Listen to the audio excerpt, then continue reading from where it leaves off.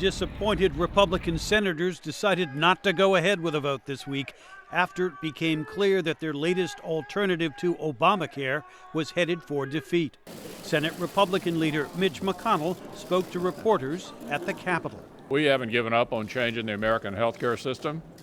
We are not going to be able to do that this week, but it still lies ahead of us, and we haven't given up on that.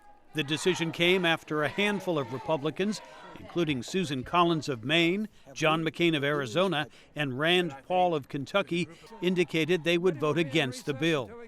The Republican plan also faced more protests Tuesday, a day after demonstrators took to the halls of Congress and interrupted a Senate hearing. Senate Democrats took a victory lap, including Senate Democratic leader Chuck Schumer. The Cassidy-Graham bill would have been a health care disaster.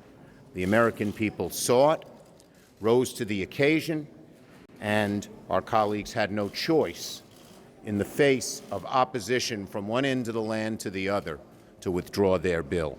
President Trump expressed his frustration with the outcome at the White House. At some point, there will be a repeal and replace, but we'll see whether or not that point is now or will it be shortly thereafter. But we are disappointed in certain so-called Republicans. Republicans also failed to repeal and replace Obamacare in late July, when Senator McCain cast the deciding vote with a resounding thumbs down. This latest failure on health care is a political setback for the president, says analyst John Hudak. The president says a lot about his management ability and a lot about his negotiation ability, and he really hasn't shown that he's successful in either since he became president. The health care defeat could also damage Republican hopes to increase their congressional majorities in next year's midterm elections, says Bill Galston.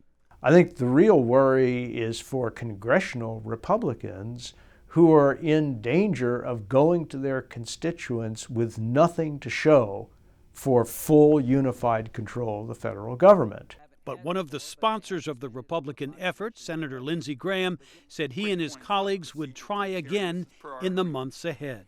To my Republican friends throughout the country, there's plenty of fight left in us, like there's fight left in you. The president and his Republican allies in Congress will now focus on tax reform, another key campaign promise from last year's election.